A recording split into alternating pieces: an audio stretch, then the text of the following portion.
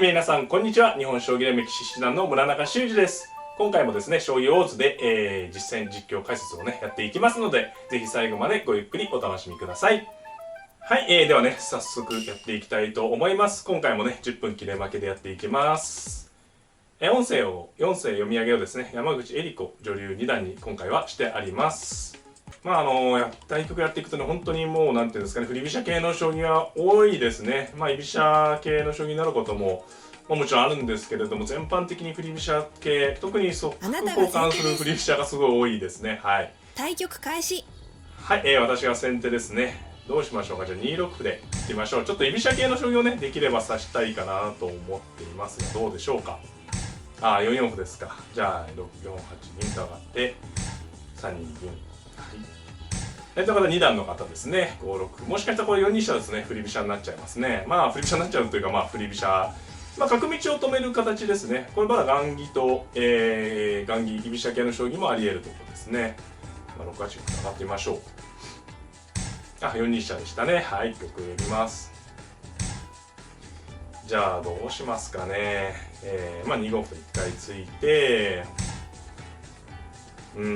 じゃあちょっと穴熊、今回も穴熊模様にいってみますかね。持久戦で相手の方がもし振り飛車、そうですね、対振り持久戦で相手の方がもし穴熊にしてきたら、ちょっと金冠にしてみようかなと思いました。9四歩ですか。ちょっと凝った手ですね。はい。じゃあこれですと穴熊にいってみましょうか。こう受ける手もあるところですね。はい。で7二銀。そうですね、ここら辺で一応警戒していますかね。2二飛車からこう向かい飛車に動いて、9九玉つく手もすごく普通。やってますけど、9九玉でもしかしたら2二飛車と回ってくる。これ以前のね動画でもちょっと言ったんですが、こうバラバラなんでね、ちょっと5四銀もそうなんですけど、ちょっと動かれる手をね気をつけた方がいいところですね。これ次6五銀を狙ってるんで、6六銀と上がるか、本局には6六か。この6六銀のパターンもね、後ほどかね、解説編の方でご説明できればなと思います。で、8八銀と。穴熊ね、完成するとすごくなんていうんですかね、安心するんですけど、こういう手ですよね。これでボンボン動かれた時が、気をつけないといけないところですね。相手が非常に積極的ですね。はい。これは同ですと同銀ですね。で、5五歩と突くのも手筋なんですけど、同銀、6五に4五歩と。どうしますかね。いろんな対策ありますね。飛車を回しちゃうっていう受け方もあるし、8六角と1回覗いてみるような手もあるし、7九金とね、じーっと寄っとく手もあるし、ちょっとね、迷うところですね。どうしますかね。いろいろありますね。5八金と上がっとく手もありますね。で、6六に同銀。どうしますかね。飛車を回ると飛車回って、飛車回ってみますか、ちょっとね。これ一番手堅いというか、ちょっと、微妙です。これ5八金と上がるような手も、この辺ちょっと解説編でできればなと思います。で、飛車ですか。じゃあこれで5五ついてみようかな。これちょっとね、狙ってた手なんですよ。ちょっとこの辺解説編でできればなと思うんですけど、これで6五歩と取りまして、で、銀取りですね。で、飛車が効いてるんで、同飛車とは取れないのでね、互角で銀取りにして、6六歩ですとね、同銀と取れば、歩得でね、6六歩かもしれないんですけど、同銀と取れば、こうさぶけると。6六歩に5六と打ってしまうと6五飛車がね、ある。それで5八金って戦い方もあるかな。ちょっとこの辺も、ゆっくり後で解説できればと思うんですけれども。穴熊にこう銀は上がれてるんですけれども、穴熊はまだ完成してないですよね。金がこう、バラバラなので、こういう時はね、穴熊といえども楽観しない方がいいですね。楽観というのはこう、めちゃめちゃ硬いからね、自由に戦っていいんだっていうわけにいかないですね。で、6六ですか。これはね、もしかしたらあるかなっていう手を指してこられましたね。同銀、同銀、同角で、同飛車で突こう、こう突こうってことですかね。相手の方も強い方ですね。はい。同銀と取りますか、自然にね。で、同銀として4五歩という構想じゃないですかね。いや、相手の方もすごく指し慣れた方ですね。これ同角ですと6五飛車なんで同飛車なんですけど、これ突こうってことですかね。いやいや、強いですよ、相手の方。はい、飛車引きますか。これね、角交換された時はちょっと味悪いんですよね。そうなんですよ。これ同銀でも同桂でも形が乱れるんで、はい。どちらがいいですかね。同銀でもここをつくのがね、ポイントですね。歩をつかれそうです。同銀を打ってますか。で、4六ですかね。強い。相手の方はすごく、強いですね。はい。これ同桂ですとやっぱりね、晴れた桂馬、もう同桂もあるんですけどね、同桂もあるんですけど、ちょっと玉形が薄くなるんでね、銀で取ってみました。これ、4六歩というのは手筋ですね。ここの歩をぜひ突きたいでしょうね。こういう歩はね、なんかそうですね、これにとっては、ね、見えにくい、まあ、ならないといけない道具なんですけど、こうやっとくだけで、例えば4二飛車でね、この歩を狙ったりとか、角ですか、難しい手ですね。この角打ちは桂取りとこちら側の方を狙って、まあ気持ち悪いでしょうということですね。なんか難しい将棋ですね。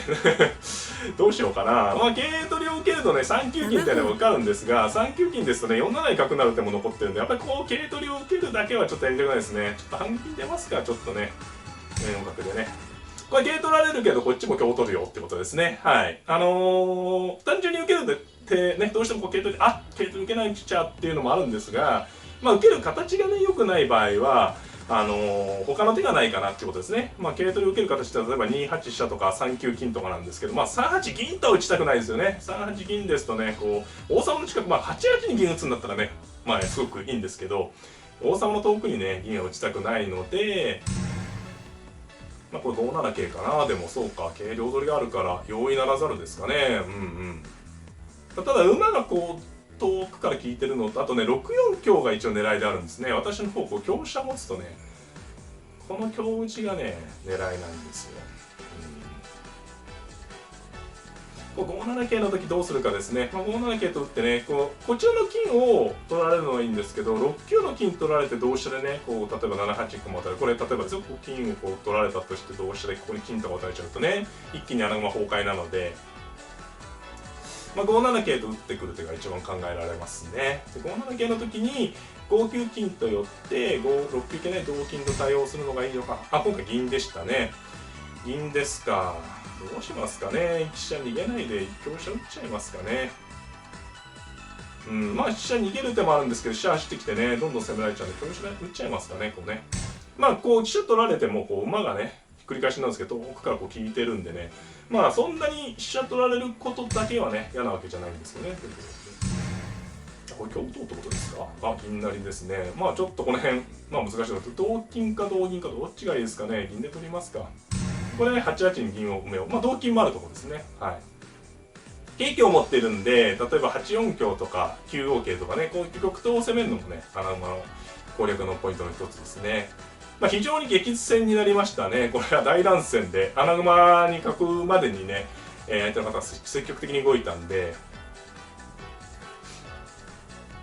まあ、駒の損得的には銀桂交換ですか。現状銀桂交換ですね。銀桂交換で私が駒得はしてるんですけれども、ちょっと、まあ、手番をまず握られてるということと、美濃囲いの方はこの場合穴熊より硬いかもしれないですね。穴熊といってもこう王様がこうなんていうんですかね、馬から効いてますけど、こうちょっと一人ぼっちの穴熊で、そうですね、馬引いてきました。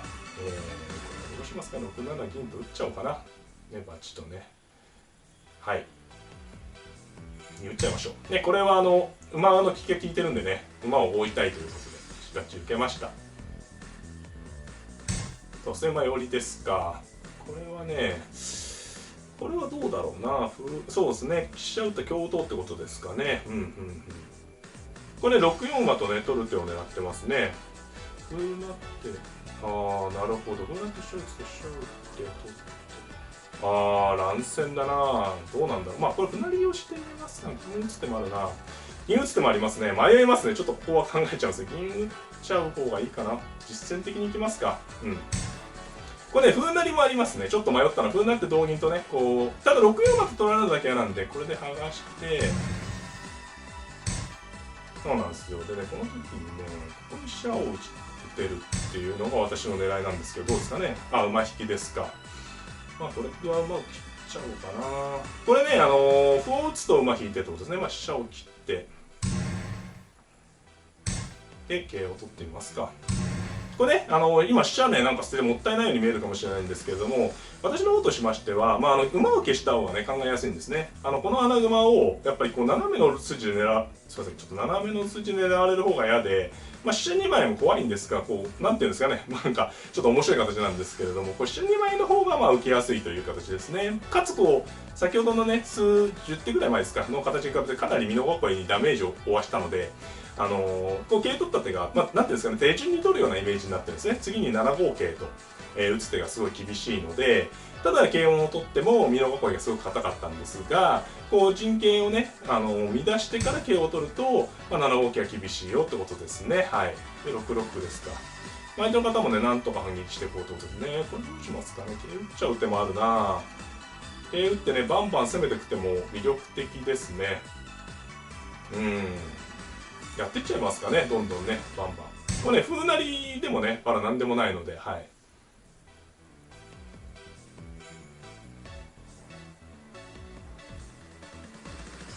同銀もありましたね。はい。6七歩成は一応8八銀からこう王手は続くんですが、まだ私の王様にね、詰みがないので、6三桂成がね、詰めろになるのでね、私の6三桂成の方が厳しいよっていう考えです。はい。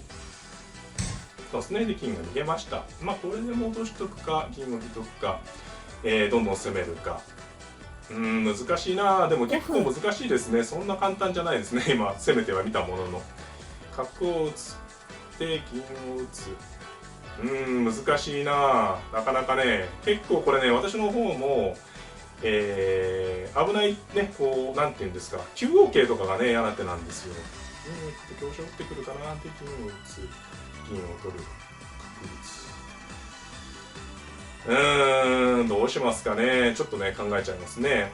6三角と打って攻めて勝てればいいんですけど、歩を成って、7二銀。で、金を取って。それも一手勝ちかな。ちょっと怖いけどな。角を打つ。角を打つ。難しい。すいませんね、ちょっと考えちゃいますね。角打つ、上がる銀です。角打って攻めてみますか。ね。金取りと、7二銀、あるいは8三桂成で6一、8一角成を狙った手です。これはでもちょっと速度計算なんでね、とっても難しいですよ。これ、はい。で、歩成りですよ。成とかで受けてらんないということで。さあ、これですよ。これがね、際どいんですよ。一回同銀と取る手もある。これね、一応、銀打ってしちゃうって、詰ましに来る手が一応あるんですね、相手の方ね。バンクも当たんないかな。銀打ってしちゃうって、同銀、同銀、同玉で、6六桂。王様上がる。ちょっと怖いんですよね。同銀で一回取る手もある。悩みますね。同銀ですと、同銀がいいかな、一回な。ちょっとね、難しいですね。長考になっちゃう。同銀で一回取りました。これ難しいです。金7二銀がね、詰めろなんですけど、7五金って手があるんで、さあ、際どい勝負になってきましたね。今日打つ手があるのか。で、今日に銀を打ってどうか。で、取ってくる。銀になる。わあ、際どい。すいません、際どい。ドキドキしてきました。際どいですね、これ。そうか、6二香がありますね。私の方もこれ安泰じゃないですね。桂ですか。これはならずから攻めようってことですね。ならずで上がって銀打って。さあ、今日で、ただ、ならずで上がって銀打って、ギリギリ詰まない。銀捨ててくる手もあるとギリギリ詰まないような気がしますね。銀打って、ちゃいますか。はい。腹銀。腹銀。すごい声ですね。腹銀。これは8三桂成の、詰めろでございます。で、8七桂成、8八玉で怖いんですけど、ちょっと詰まないだろうと。これ4一角成だけはね、王様から遠ざかっちゃうんで、今日あんまりね、いい手じゃないかもしれないですね。これ7五金と本当は取ってほしいんですね。7五金と取ってくれると、この2一の馬がこう引いてくるんで、難しい手。難しい手ですね。はあ、そんな手がありましたか。これはどうなってんですかね。次は、8八銀とか攻めてくるんですか。銀になると王様があってね。なるほど、いい手ですね。相手の方強いな。ばらして、桂を取る。そうなるとどうなるんだろう。3分。それでいってみますか。桂ならず上がる。金打つ。なるほど、なるほど。銀打つ、上がる。いやー、際どい、際どい。ちょっとドキドキしてましたね。桂の銀打って、上がって、桂打って。行ってみますか。ね。桂なりで。いや、相手の方がね、とっても強いんでね、ドキドキしてきましたね。取って、これ7五歩つく手あるな。7五歩の方がいいかな。7五歩もありますね。7五歩取って馬を利かすという。7五歩の方がいいかな。2分30秒。時間がないですね。桂取る手もありますね。迷う。どっちがいいかな。桂取る手もあるけど、7五歩もある。7五歩は銀打つのかな。で、桂を取る。際どい勝負ですね。いずれにしろ。桂を取る、桂ならず上がる。どっちがいいだろう。難しい。難しいですね。つくと歩をついてみますか。これ馬を利かして、8七桂なるぞ防いだ手です。さらに金取りということで、ただここ3二銀とか5四銀とか6をなんとかとかなんか止める手があるんですいません早口でいろいろあるんでね。いやこの辺ね将棋の一番面白いところです。中盤戦ですね。どうなるか。まあ相手の方も止めるところはねいろいろあるんで迷うと思いますよこれは。はい。まあ形勢は相当際どいですね。はい。まあただ8七桂ならずさえ防ぎね警戒しておけばいいんで、これ私は読みやすいですね。読みやすい。うん。ちょっといいかもしれないですね。これはどうまで取れるんでね。2分。はい。で打とうってことですか。なるほどね。ちょっと非常手段気味な手ですね。これはどうしようかな。歩を受ける手もあるし、叩く手もあるね。叩く手もきついか。同金で馬が出る。同玉だったら桂。同玉だったら取る、叩く、同玉。一発叩く手はありますね。叩く同金なら馬で同玉。同玉なら桂。1分30秒。時間がなくなってきましたね。一発叩いてみますか。はい。これね、同金ですと6五馬と王手出れるって仕組みですね。はい、これで王手出ようと思います。ね、ただ逃げるんじゃなくてね、これが結構きついだろうと。桂馬もう一枚ないですから、はい。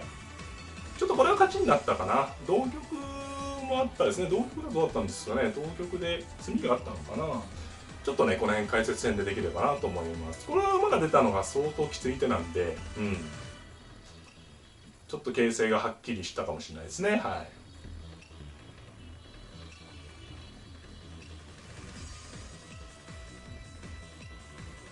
まあでも難しい将棋。まあそうですね、これは桂馬を打って詰みですね。はい。ですね、これは飛車を打ってるんでね。はい。ありがとうございました。これはおみそれしました。